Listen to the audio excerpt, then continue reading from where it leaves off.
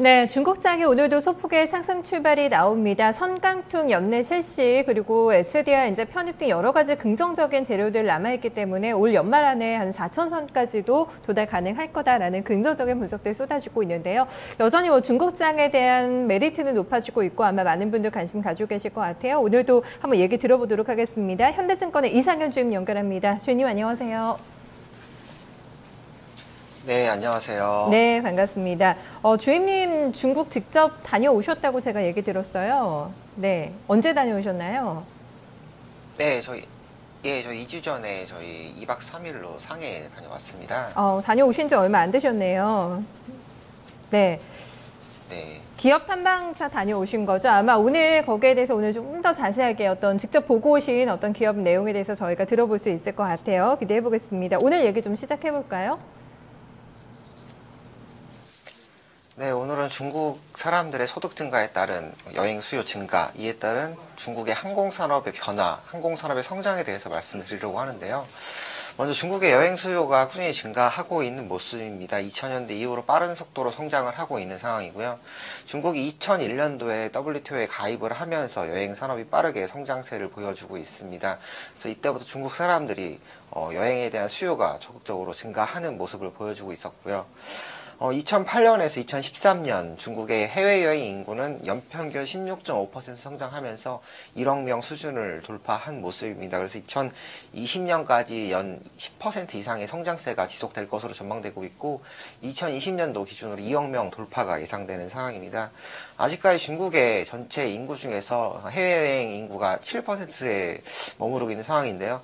대만이 47%, 미국이 35%, 한국이 30% 수준인데 비해서 여전히 낮은 수치입니다. 2013년 기준으로 보시면은 1000명당 지금 출국자 수가 70명 수준으로 나오고 있는데요.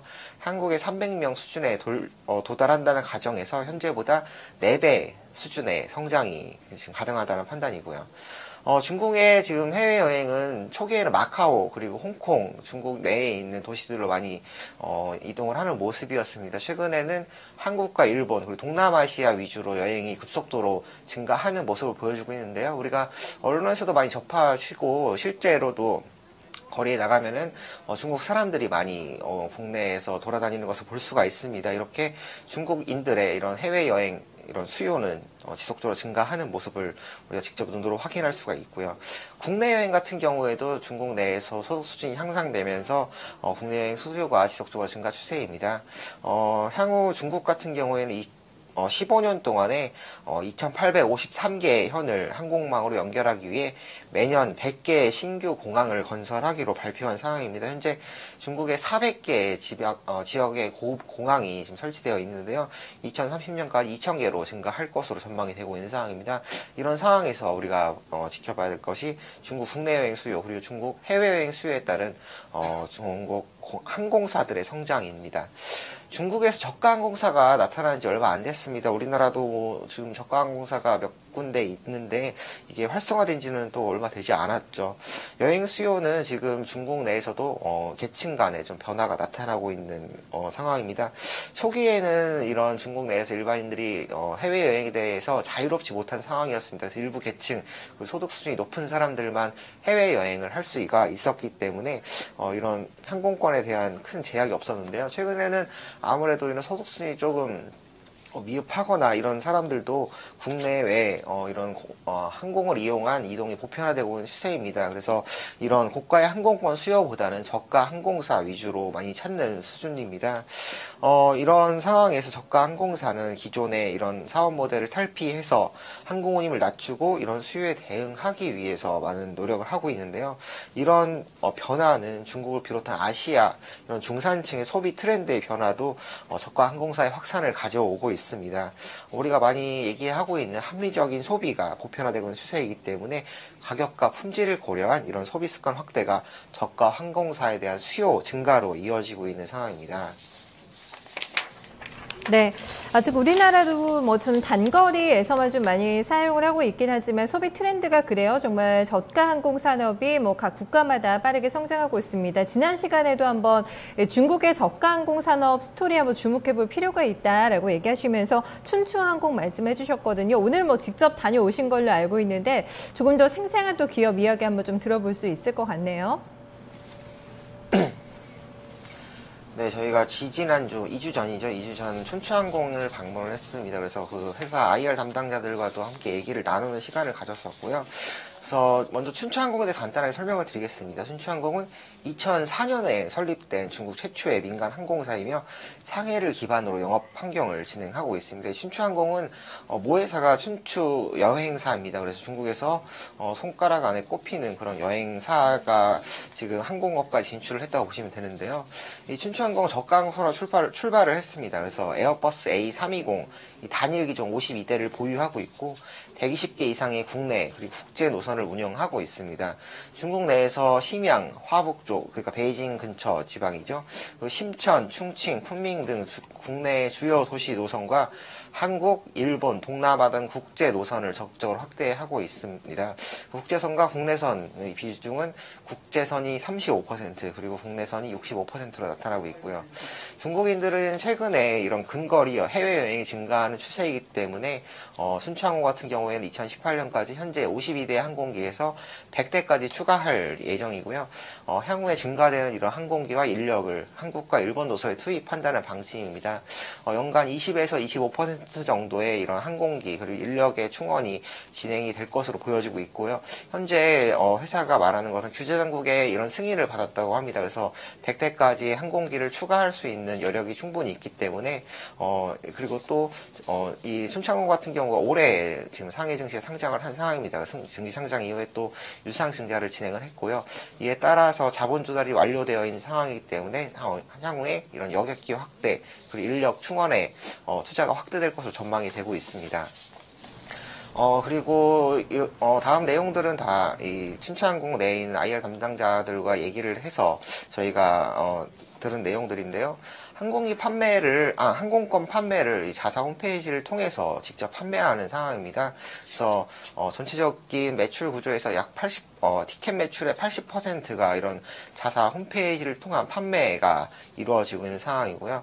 자사 판매 시스템을 사용하기 때문에 비용 면에서 타사 대비로 좀 안정적인 모습을 보여주고 있습니다. 그리고 이런 마케팅 비용을 좀 감소하면서 업계 2위권이 현재 매출액 대비 마케팅 비용이 5.7% 수준인데 반해서 이 춘추항공 같은 경우 2.3%로 업계 2위 대비 2배 이상 낮은 수준을 보여주고 있습니다.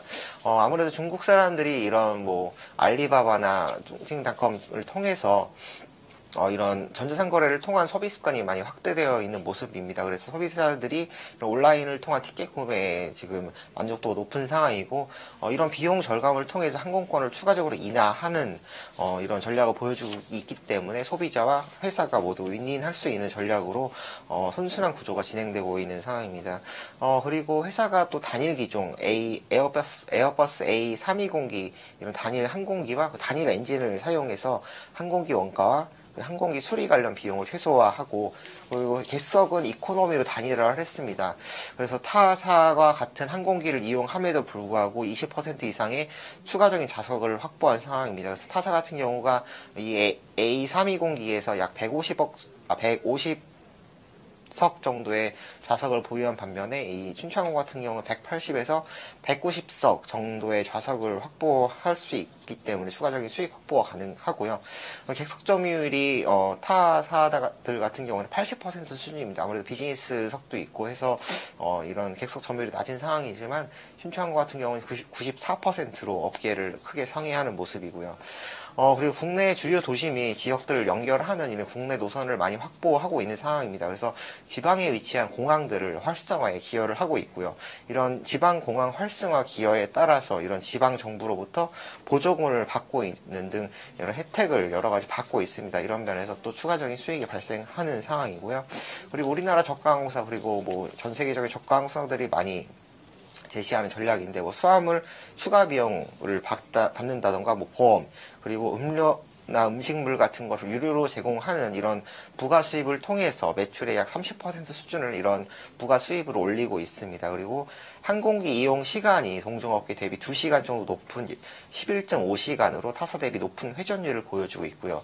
정리해서 말씀드리면은 단일 기종 항공기 그리고 단일 엔진 사용으로 수리비와 그리고 관리비를 절감하고 동종업계 대비 객석을 20% 추가 확보했으며 객석 점유율은 타사 대비 15%포인트를 상회하고 있고요.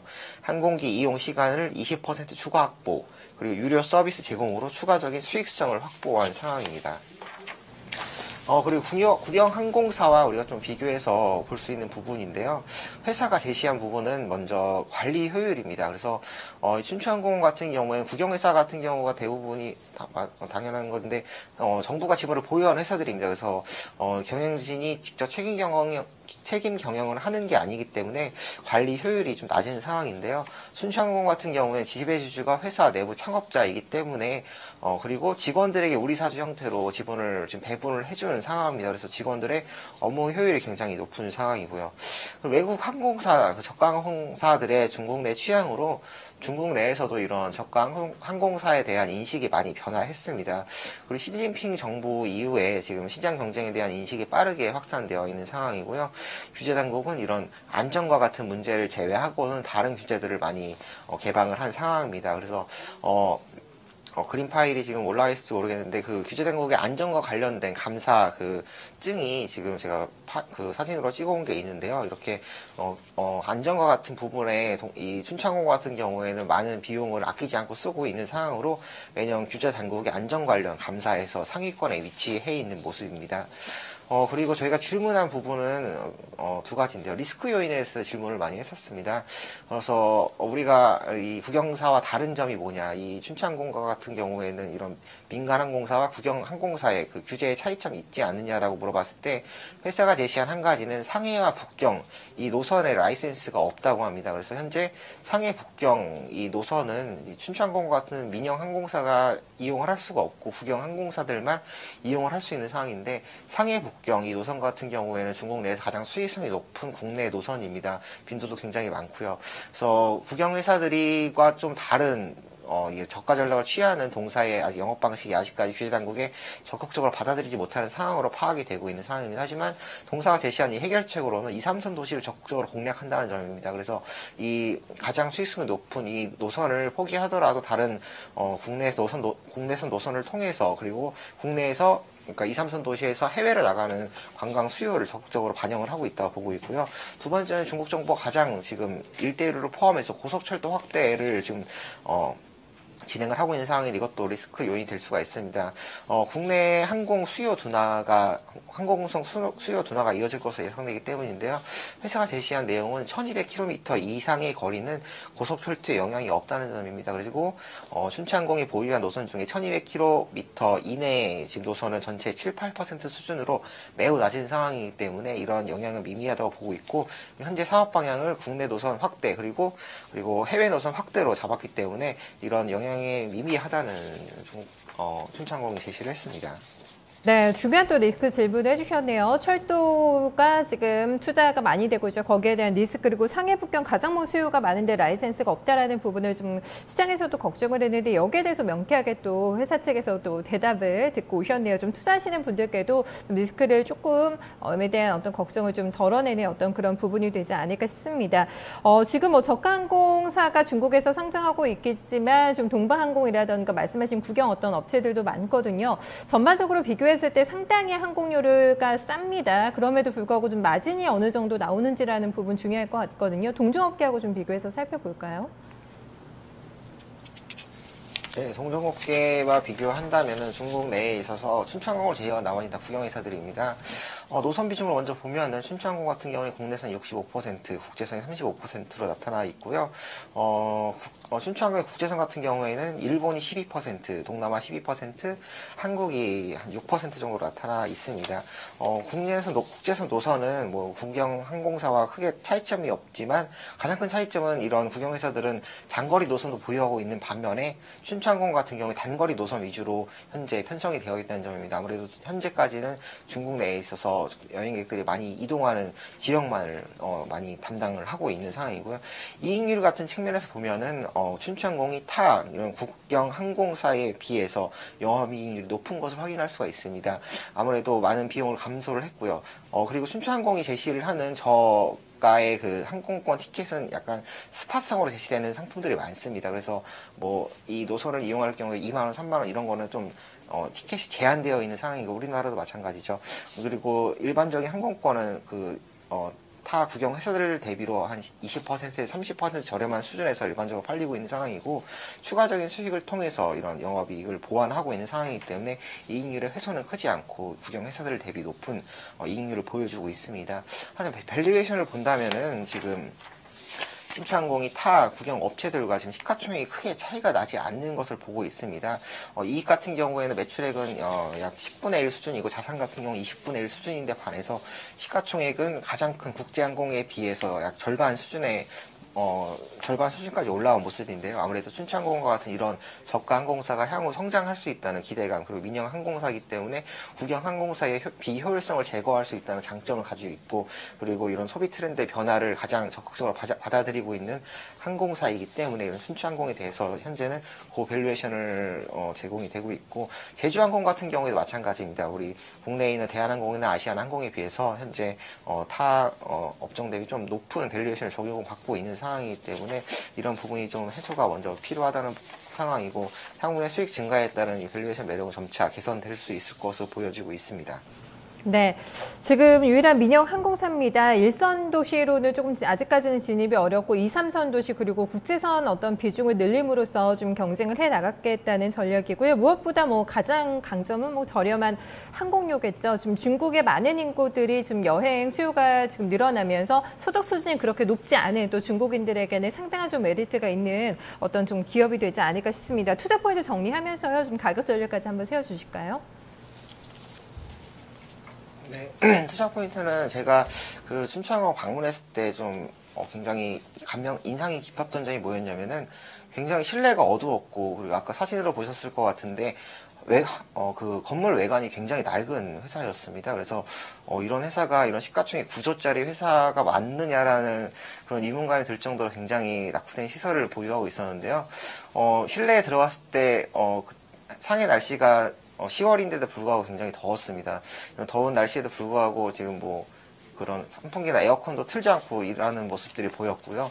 그리고 형광등 같은 경우에도 10개가 있다면 한 4, 5개 정도만 켜져 있어서 굉장히 작업 환경이 좀 순조롭지 않은 상황에서 업무를 하고 있다는 느낌이었는데, 아무래도 회사가 저가 항공사이기 때문에 비용 절감을 가장 큰 목표로 제시를 하고 있다고 보고 있습니다. 그래서 이런 부분이 어느 정도 굉장히 감명 깊게 받아들였고요.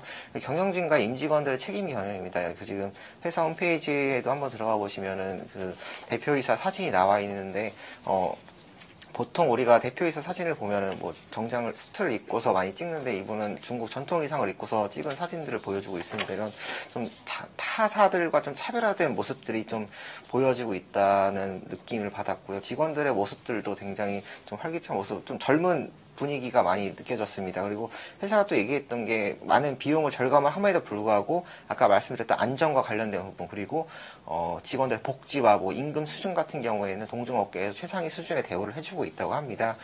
이런 모습들을 볼 때 이 회사가 장기적인 성장 전략을 가지고 있다는 판단이 있었고요. 시대적인 흐름도 이런 저가 항공사에 대한 수요가 점차 증가하고 중국의 이런 여행 수요 확대가 점차 진행되고 있기 때문에 이 회사의 장기적인 성장은 밝은 모습이라고 보여지고 있습니다. 하지만 아까도 말씀드렸지만 지금 현재 춘추항공의 시가총액이 9조 원 수준이고요. 가장 크다는 국제항공이 18조 원, 19조 원, 그리고 남방항공이 14조 원 수준에 지금 나타나고 있습니다. 그래서 시가총액 그 밸류에이션은 상황에서 보면은 좀 부담스러운 모습이 아닐까 싶습니다. 지금 주가 차트도 보시면은 최근에 주가 그 지수 하락에 전혀 영향을 받지 않았던 모습을 확인할 수가 있는데요. 이런 가격적인 측면에서는 제가 일단 매수가는 현재 가격대 부근 그리고 단기적인 목표가 72안, 손절가 55위안 제시를 해드리는데 이런 단기적인 주가 흐름보다는 장기적인 회사의 성장 그리고 이런 성장 방향에 대한 확인이 먼저 필요할 것으로 전망이 되고 있습니다. 네, 알겠습니다. 지적 탐방 다녀오시고 나서는 조금 더 어떤 투자에 대한 확신을 가지고 저희한테 얘기해 주시는 것 같아요. 고맙습니다. 네, 감사합니다. 네, 중국 최초의 민영 항공사입니다. 중국인들의 여행 수요가 늘어나면서 이런 성장 스토리를 갖추고 있는 종목으로 두 번째 소개를 시켜드리고 있는데요. 단기적인 목표가로 이번에 72위안까지 제시가 됐습니다. 한번 체크해 보시면 좋겠고요. 시간 많이 지났네요. 저 1부 여기서 마무리 짓고요. 잠시 후에 다시 뵙겠습니다.